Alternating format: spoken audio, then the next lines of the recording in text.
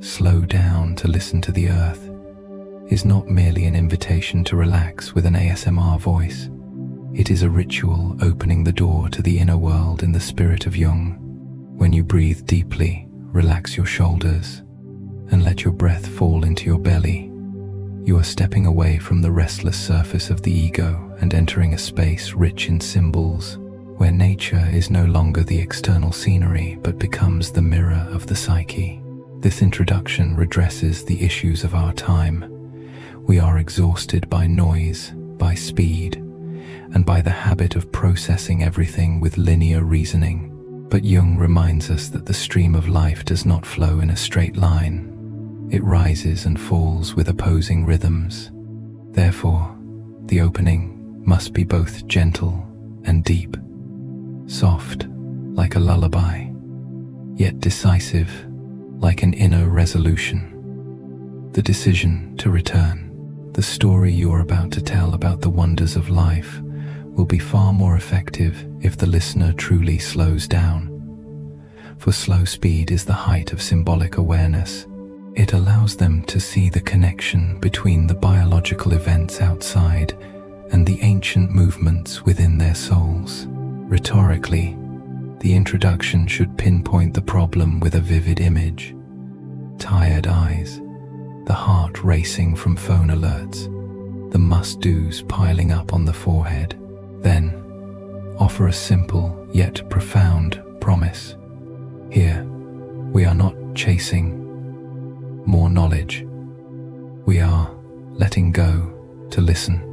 This is the essence of the process of making the unconscious conscious, entering the darkness to receive the light. Jung said clearly, one does not become enlightened by imagining figures of light, but by making the darkness conscious. This statement does not promote a superficial optimism. It invites us to face gently yet directly, softly yet truthfully, the part of ourselves that has been forgotten.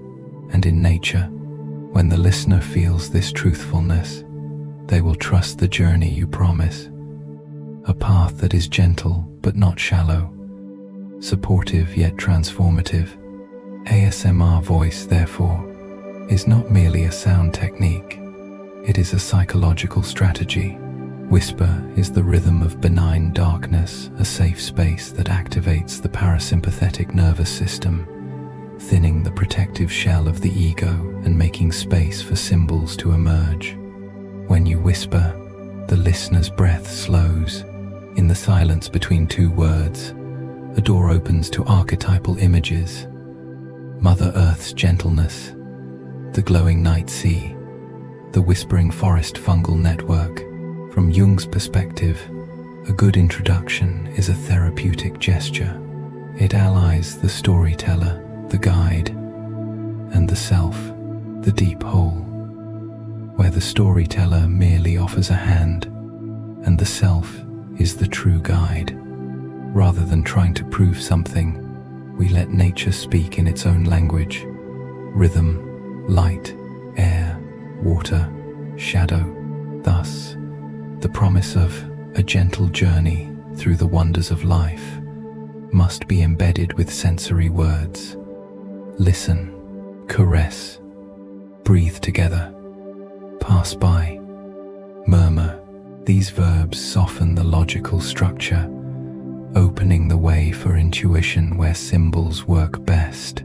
In terms of content, the introduction should stir emotion with contrasts that seem distant, but are, in fact, very close. The quiet cycle of coral regeneration, like our own ability to heal. The fungal network under the forest, like the interconnected system of seemingly separate parts of the psyche. The whale's song, like the distant memories in the collective unconscious.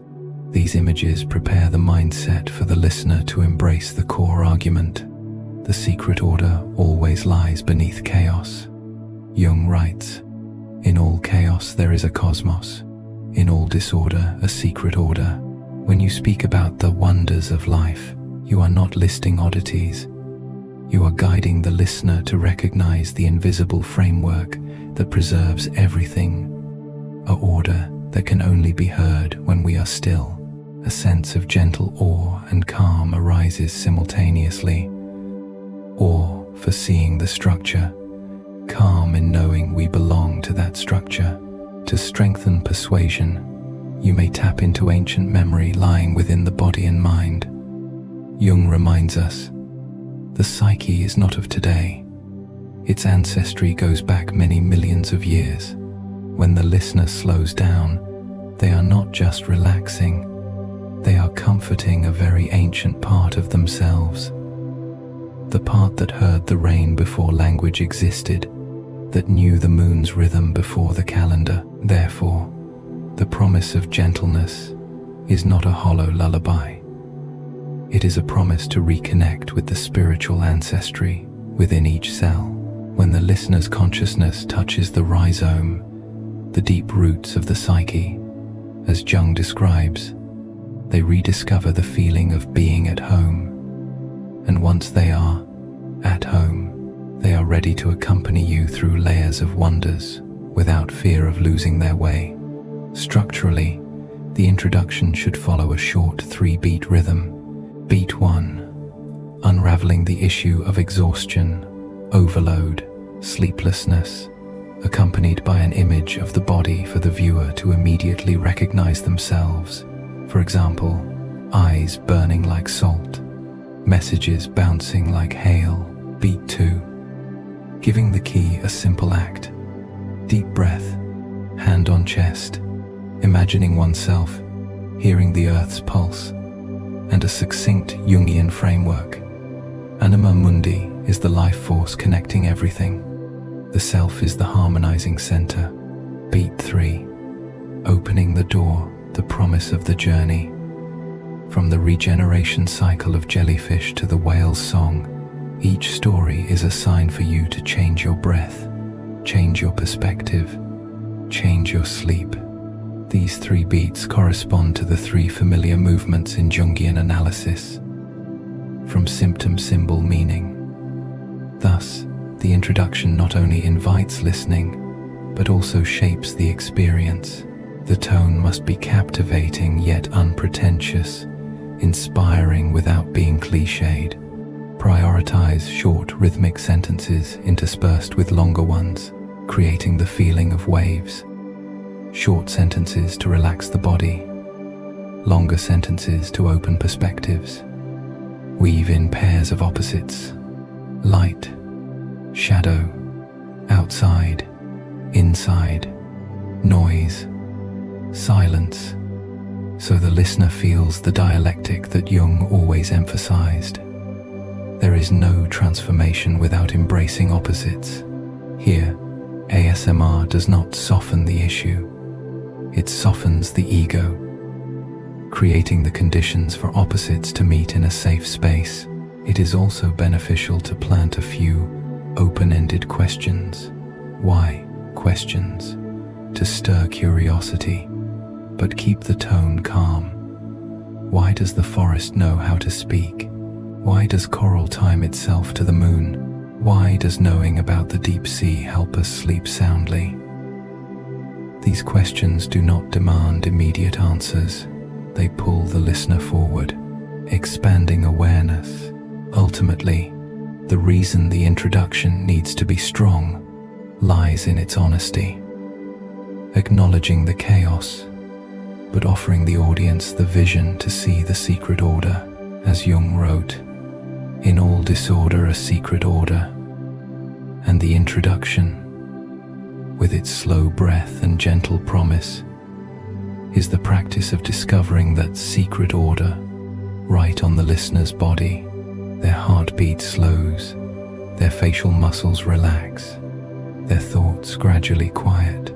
From there, the journey is no longer an escape from the mundane, but a return to anima mundi, to the self, to the earth's breath that has always been there, patiently waiting for us to listen. When your breath has slowed and the noise fades away, you stand at the threshold where the first images of the unconscious begin to stir. There, nature is no longer just scenery. It is the ancient mirror reflecting the endless motifs of the soul. Jung once wrote in his memoir, "Life has always seemed to me like a plant that lives on its rhizome. Its true life is invisible, hidden in the rhizome. That rhizome image opens up the view. What appears is just a season of flowers. The true life force runs deep, silently enduring. And from this hidden current, we move into the next chapter, rebirth and immortality. To see nature tell its timeless story, rebirth and immortality are not promises of miracles in a literal sense, but an ancient pattern, an archetype permeating all of life. Look into the deep sea, and the immortal jellyfish, Turritopsis, when damaged, can regress into its polyp state and start a new life cycle, as if time is merely a curtain that can be drawn back. On the rocks, sea stars leisurely regenerate severed arms. In the lab, flatworms regenerate entire bodies from a small fragment. And coral, asexual in reproduction, clones living cities within the ocean. These biological phenomena awaken in us an archetypal memory. There is something in life that always knows how to return to the roots, an invisible foundation where the power of regeneration resides. On the psychological level, it is the experience of the human soul, passing through destruction, loss, and despair, only to realize, one morning, that there is still a deep source within to begin again. Jung calls this dimension the secret order within chaos. In all chaos there is a cosmos. In all disorder, a secret order. When the body and mind fall apart, we easily believe that everything has shattered. But nature is different. It proves that ruin can be the deposit for rebirth, as long as there is a thread connecting us to the roots. This order does not manifest in the noise. It reveals itself when we slow down. Thus, the chapter Rebirth and Immortality should be told in a soft rhythm, so that the audience both learns and feels themselves inside the story of jellyfish, coral, and flatworms. From a Jungian perspective, rebirth is not synonymous with the denial of pain. It involves transformation through opposites. In Concerning Rebirth, Jung wrote that the psyche consists essentially of images, a structure that is throughout full of meaning and purpose. When a jellyfish retreats to a polyp, when the cell matrix of a flatworm reorders itself into a body, we are witnessing living images restructuring order. In humans, similar images arise in dreams, in moments of collapse, followed by rebirth. A former self dies to make room for a new self, wider and more complete. Your audience needs to be guided into this intuition. Biology is an organic metaphor for the soul. Every cycle of regeneration in nature is a lesson in individuation, the path back to the self. Consider the immortal jellyfish as a symbol of healing regression.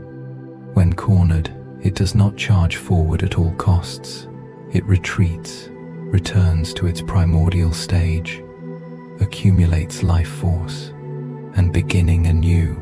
In therapy, many people also need a retrograde motion, a movement back to the roots, reconnecting with early life memories to restructure their identity. The sea star reminds us of limits and possibilities. When an arm is severed, it regrows, but it does not grow another creature. True rebirth respects the deeper form of essence. It is the shadow of the self that already exists, and we simply move closer to it. Flatworms inspire us with the potential hidden within a fragment. Though broken, a part can still summon the whole to rebuild itself. And coral, those tiny architects, teaches us about connection. Rebirth is not a solitary effort. It is a symbiotic work, where each polyp contributes a brick to the shared city. When writing and constructing, you can lead the audience through 3 levels of experience. 1. The marvelous. the biological truths that make our eyes widen, jellyfish reversing its growth cycle, sea stars regrowing limbs, flatworms regenerating their entire bodies. 2. Intimate reflection. The question, what does this say about me? 3. Symbolic meaning, closing with a Jungian image to internalize. For example, the rhizome as the source of invisible life, the mandala as the order of reconstruction. The narrative rhythm should be like a tide, rising with a biological event, receding with a whisper to the soul. When this rhythm stabilizes, the viewer will fill in their own story, feeling handed a secret map to begin anew amidst the everyday. But a subtle reminder is needed. The biological immortality of the jellyfish is not eternal and unchanging. Even Turritopsis can die from predators, disease, or unfavorable conditions. Therefore, the power of the example does not lie in never dying, but in the ability to return. In analytical psychology, returning is not retreating. It is a courageous act of touching the foundation. In moments when life feels fragmented, returning to breath, to the body, to a small kind gesture that is our polyp. From there, a new cycle begins. Not a perfect repetition, but a wider spiral of the self. To deepen the experience, you can juxtapose two shades of rebirth, spontaneous and conscious. Spontaneous is the body's law, like a sea star regrowing a limb. Mindful is the journey of an adult who dares to release an old ego. Jung emphasized that the life of the soul does not flow like a stream of data, but like a sequence of images full of meaning and purpose. The psyche consists essentially of images, a structure full of meaning and purpose. Therefore, by telling the story with images, with music, with the rhythm of your whisper, you can directly touch the center of images within the viewer, the place where they decide if they dare to begin again. You can also engage gently with modern skepticism. What's so special about rebirth in real life? Answer in the language of opposites, a central axis in Jung's work. There is no rebirth without death. The death of a harmful habit, a drained relationship, or a self-narrative that makes one smaller. Nature teaches us that every ending is, in fact, the material for a new beginning. And when the listener places their hand on their chest, feeling their heartbeat calm, they will recognize what Jung uncovered. There is a living order hidden beneath all the chaos. In all disorder, a secret order, the condition of rebirth, a small transition sentence for voiceover. From the deep breath of the earth, we gently shift to the story of beings that know how to begin again. Let the jellyfish, the sea star, the flatworm, and the coral take you across the fragile bridge between destruction and renewal, a place where a season of flowers fades, only to make the rhizomes thicker, and a new self waits to be named. Adapting to extremes, a journey of survival and resilience. In conclusion, rebirth and immortality serves as a station, a stopping point to receive a core message before continuing the journey. You do not need a supernatural miracle, you need an honest movement. Nature has already inscribed this formula into every cell, every coral reef, every secret rhizome. Your part is to slow down and listen, return to gather energy, and then move forward with a wider range. And if you still need a reminder, return to Jung, the one who saw the undercurrent of life. Life has always seemed to me like a plant that lives on its rhizome. What we see is the blossom, which passes. Flowers may wither, but the rhizome remains. From that rhizome, a new cycle is ready to begin. As the story of rebirth and immortality closes, a great question lingers in the unconscious. If life can be reborn, What guides it to do so?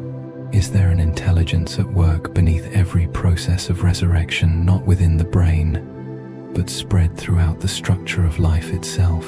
Here, the journey of discovery takes us to the next chapter, non-traditional intelligence, where the boundary between understanding and instinct dissolves, and the concept of thought is expanded to the roots, the mycelial networks, and the deep oceans. Jung said, "The psyche is not limited to the human being. It extends into everything that lives." The psyche is not just human. It is the shared pulse of all things. And when we look at nature through this lens, we will see that intelligence can take the form of roots, flocks, light, or the sap flowing through a tree, dreaming.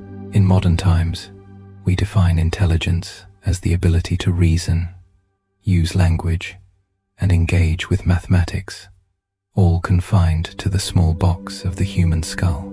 But nature, through millions of years of evolution, tells a different story. Intelligence is the ability to connect, adapt, and create within life. Organisms without brains, without language, still make decisions, remember, and learn in their own way, as if there were a distributed consciousness operating in every living circuit of the planet. Consider mycorrhizal networks, the fine filaments beneath the soil that connect thousands of trees into a forest brain.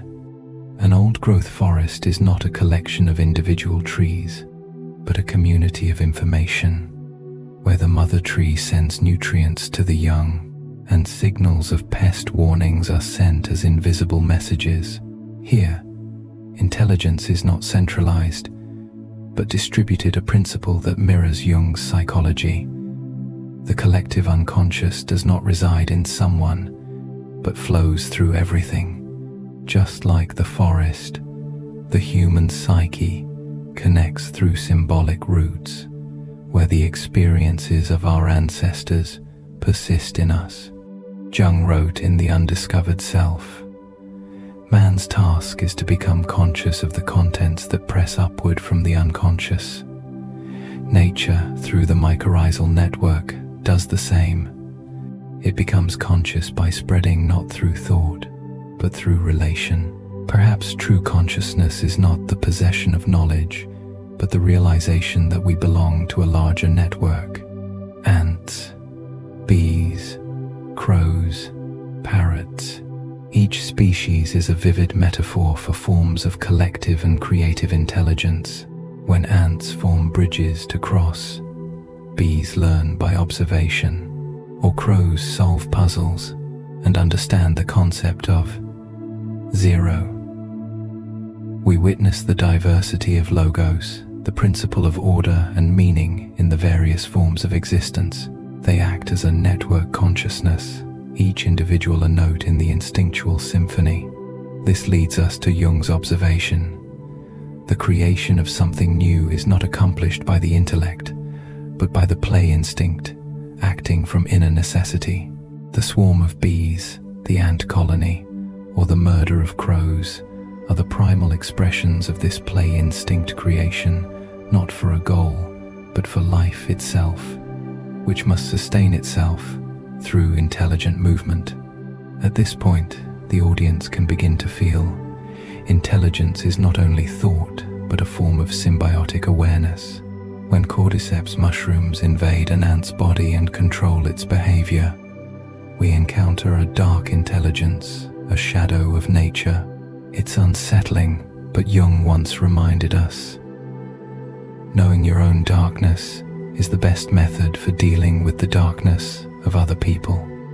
If we dare to look, we realize even manipulation is a form of knowledge, knowledge about weaknesses, biological structures, and how systems react. The shadow of nature is not malevolent. It simply adheres to the evolutionary principle. Energy always seeks a way to flow, whether through light or darkness. And perhaps the most miraculous of all is the intelligence of plants, those that silently know. Studies show that trees hear bees to increase the sweetness of their nectar. At night, they calculate the amount of starch needed to survive until dawn. If we observe with a Jungian eye, this is not merely biological behavior. It is the embodiment of the archetype of the mother, the nurturing, caring, and balancing force. Trees do not struggle. They adjust, just as our souls, when in harmony with nature, learn this wisdom. Understanding without needing to speak, knowing without needing to conquer. The octopus, however, represents an entirely different chapter in the wonder of intelligence. With its ability to edit RNA to adapt to its environment, it does not wait for genetic evolution. It rewrites itself in real time.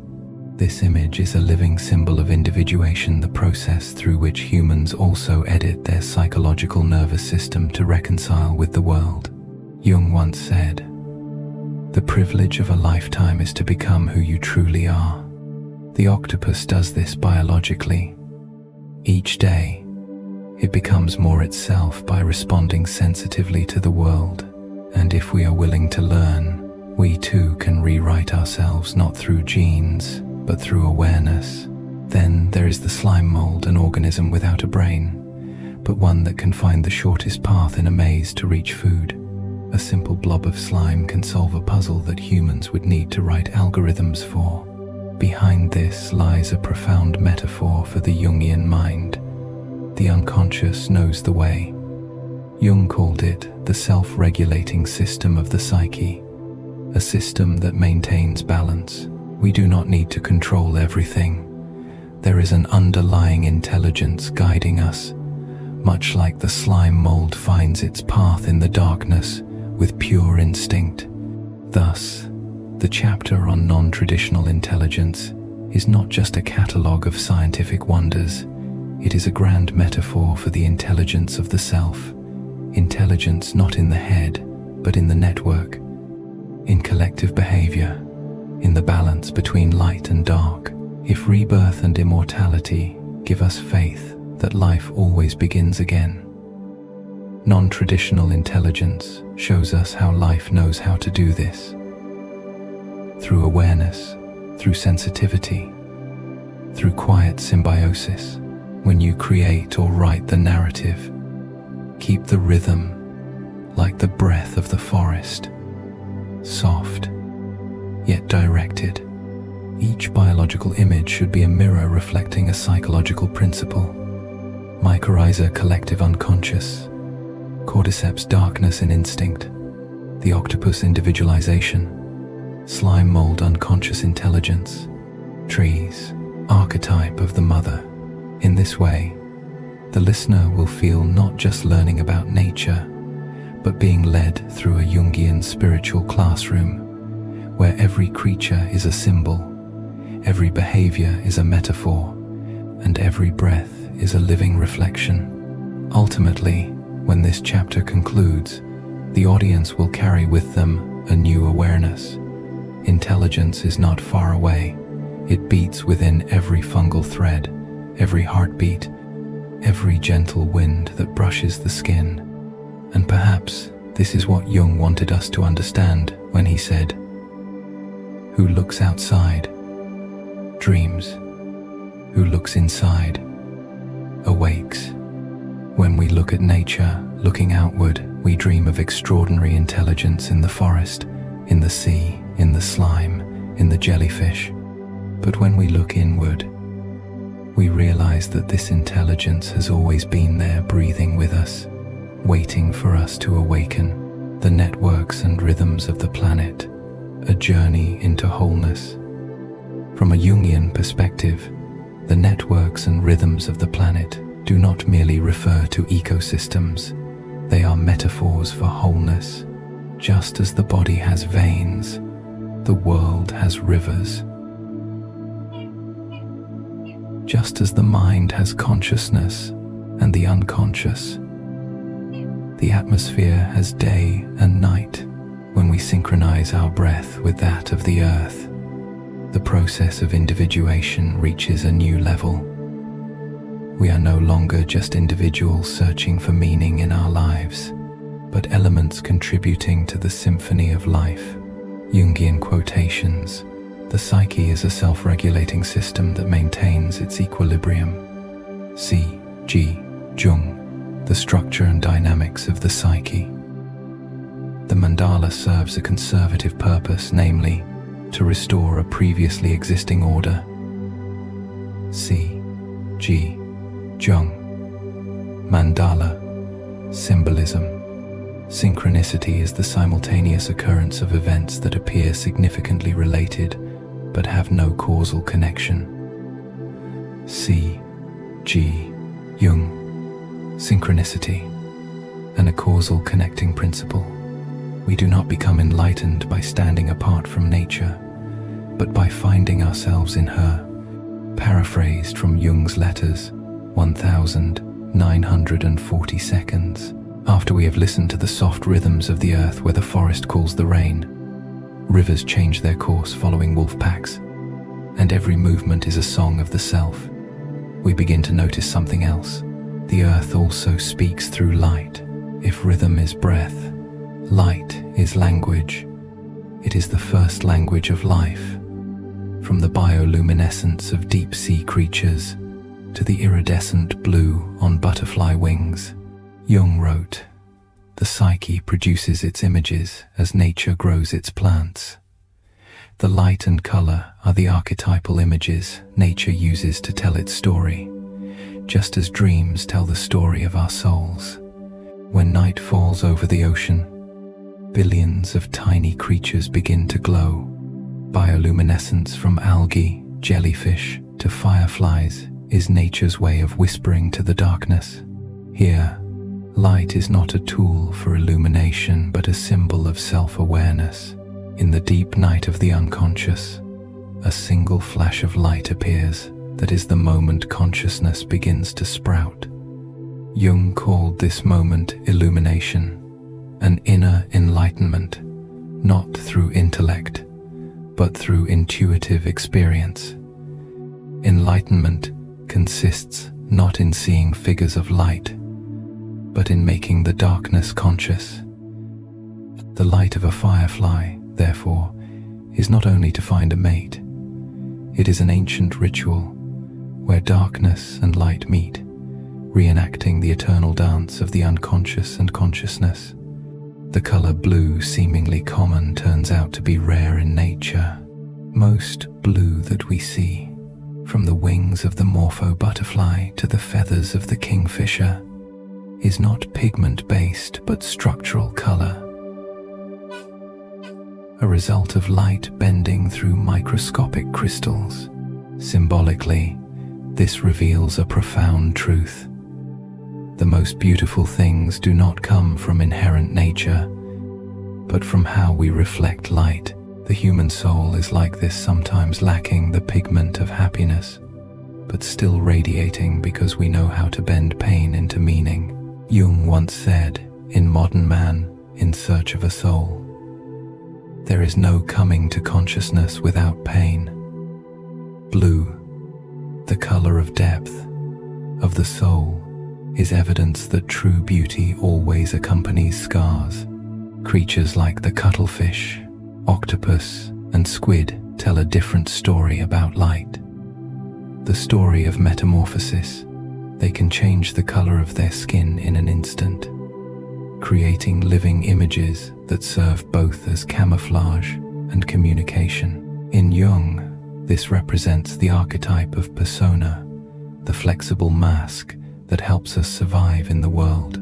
But unlike deception, the persona of the octopus is a creative expression. It does not hide its nature, but is an art of conscious adaptation. Jung emphasized, persona is a complicated system of relations between individual consciousness and society. Symbolically, every time the octopus changes color, it tells the story of an ongoing dialogue between self and environment, a lesson that humanity, in the age of social media, must also learn with awareness. When we look at a spider's web, finer than hair but stronger than steel, we see another proof of nature's language. Durability comes from delicacy. The spider's web is the mandala of the arachnid, a living symbol of order, patience, and creativity. The East has long viewed the spider as a totem of fate, the thread that connects the physical and the unseen worlds. In Jungian psychology, the web can be seen as the structure of the collective unconscious. Each thread is a memory, a symbol, an invisible connection between human souls. Every vibration on that web is felt, just like the soul resonates when it touches the truth. And then there's a little known truth. The human body also glows. Research has shown that each person emits a small amount of bioluminescence, not enough to be seen by the naked eye, but measurable by sensitive instruments. Symbolically, this is something Jung sensed long ago. The psyche is partly of a material nature, and the body is not devoid of a soul. The soul is not separate from the body. The light of the soul is the biological rhythm emitted by every cell. When we live authentically, that light is stronger. When we shut ourselves off, it dims. In other words, everybody is a little lantern of anima mundi. In the narrative of video content, light, color, and the language of nature should be presented as a sensory experience. Begin with the still darkness of the deep sea. Then allow the light from bioluminescent creatures to spread gradually. The voiceover should be soft, rhythmic, like the sound of waves, with each creature becoming a visual symbol of a psychological principle. Firefly enlightenment in darkness, blue butterfly pain reflected as beauty, octopus, the flexibility of persona, spider's web unconscious connection, body light, the union of mind and body. As the audience moves through these images, they will not just see biological wonders, but feel the silent language of nature. And they will understand that, if we learn to listen, we can speak this language. For natural intelligence does not reside in words, but in frequencies. Jung once said in Psychology and Alchemy, light is the symbol of consciousness. If light symbolizes consciousness, then the journey to understand nature through light is the journey of understanding ourselves. And conversely, when we learn to view the world as a painting of light, we help our unconscious shine once more. Ultimately, this chapter teaches us that nature does not speak in words but in light. The light of the sea, the colors of insects, the durability of a spider's web. These are ancient languages where the unconscious and matter meet in a moment of wholeness. When we learn to listen to this language, we are learning to hear our own soul, the deepest, most subtle, and undefinable part of ourselves. Jungian quotes, "The psyche produces its images as nature grows its plants." C.G. Jung. The structure and dynamics of the psyche. There is no coming to consciousness without pain. C.G. Jung. Modern man in search of a soul. Persona is a complicated system of relations between individual consciousness and society. C.G. Jung. 2 essays on analytical psychology. Light is the symbol of consciousness. C.G. Jung. Psychology and Alchemy. You are nature, a Jungian reflection on the self and the ecosystem. The greatest and most important problems of life are all fundamentally insoluble. They can never be solved, but only outgrown. C.G. Jung. The structure and dynamics of the psyche. The animal world speaks to us in its own way. It is the psyche's voice. C.G. Jung. Psychological aspects of the psyche. The unconscious has the ability to produce images that transcend the ordinary. C. G. Jung, man and his symbols. The psyche is not limited to the human being. It extends into everything that lives. C. G. Jung, the archetypes and the collective unconscious. After listening to the silent sounds of animal communication and recognizing the archetypal images in their behavior, we arrive at the final stage of this journey, realizing that we are not separate from nature, but are inherently part of it. As we look at the animal world, we see that each species carries its own way of living, its instincts, and its unique culture. And humans are no exception. As Jung affirmed in Man and His Symbols, the human being is not isolated from nature, he is part of it. Nature is not merely a backdrop to our lives, it is the primal and profound part of each individual. When we recognize this, we do not simply look at nature. We realize that we are nature. You are nature is not a romantic invitation to harmonize with the external world. It is a wake-up call to the deep connection we share with the universe. Jung emphasized that we are not isolated individuals, but elements in a vast biological and psychological web. As he wrote in The Archetypes and the Collective Unconscious, the unconscious is the source of all the instincts and the archetypes that shape human life. When we study nature, we are truly studying ourselves.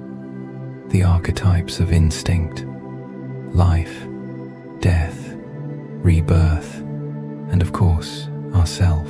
Human beings, like all other creatures, exist within a grand ecological web where every organism impacts the others, from the ancient stromatolites' early bacteria that marked the beginning of life on Earth to today. Each of us is a small cell in the body of the planet, part of a larger rhythm. As Jung stated, we are not isolated in nature, we are part of it. When we understand this, we no longer merely observe nature with respect, but we merge with it, like cells in a vast body, with the mission to sustain life and grow. We are not simply observers, we are participants in the survival journey of the planet. You are nature is not only a psychological awareness, but also a call to embrace our instinctual survival. When the tardigrade can survive radiation and the vacuum of space, when coral synchronizes its reproduction with the moon's cycles, we see that life knows how to regenerate and survive in any condition. This principle applies to each individual as well. Jung believed that the process of individuation is a journey back to the true self. Much like nature never forgets how to regenerate itself, the privilege of a lifetime is to become who you truly are. The process of life is a return to the self, to our true nature. When we recognize that we, too, are nature, we know how to regenerate, adapt, and creatively rebuild from the fractures of life. Trees, animals, and the land are all parts of the ecosystem in which we live. None of these creatures exists in isolation. They do not live for themselves. The natural world is a system of symbiosis, where each species contributes to the overall development. For example, coral cannot thrive without other creatures in the marine community. Similarly, humans cannot develop fully without connecting with the communities around them. Jung once said, "Man's task is to become conscious of the contents that press upward from the unconscious."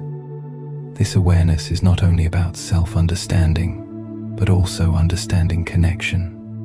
The realization that we cannot exist alone, but need relationships to complete ourselves. You Are Nature serves as a reminder that the human soul can flow into the current of life, just like a tree reaching upward toward the sky, or a river flowing around all obstacles. As Jung said, man is a bridge between the animal and the divine. We are not only animals, But we are also not perfect gods. We are a combination of instinct and reason, light and shadow, part of nature, but also capable of conscious awareness and transformation. In the process of individuation, we learn to harmonize both parts, just as the forest, the sea, and the sky harmonize to create grand life. The feeling of being in nature helps us deeply realize that every action we take, from caring for the environment to how we treat animals or listening to the wind, has far-reaching consequences. We are not outsiders. We are inseparable from the ecological circle. Jung said, "The world hangs on a thin thread, and that is the psyche of man." The human soul is the thread that connects everything. And when we listen to the movement of our soul, we hear the sound of the entire planet. When trees grow, animals multiply. That is the echo of our own soul. When we destroy nature, we destroy a part of our own soul. This is not a call for guilt, but a call to explore our creative power.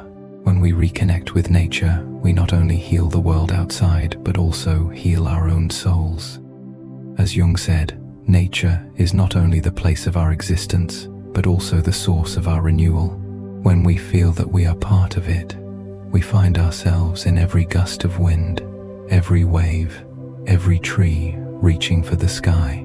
Finally, this is the moment to integrate all the fragments of this journey, from light, color, to animals, the oceans, ancient heritage, and unconscious memories. This is enlightenment, when we realize that we are part of nature, not separated, but integrated. When we understand this, we, ourselves, become part of that regeneration, just like every flower blooming, like every star shining in the universe. We are nature not only through words, but through every action, every thought, every breath. Jungian quotes, "Man's task is to become conscious of the contents that press upward from the unconscious." C. G. Jung, the undiscovered self. The world hangs on a thin thread, and that is the psyche of man. C. G. Jung, man and his symbols. Nature is not only the place of our existence, but also the source of our renewal. C.G. Jung, the spirit in man, art and literature.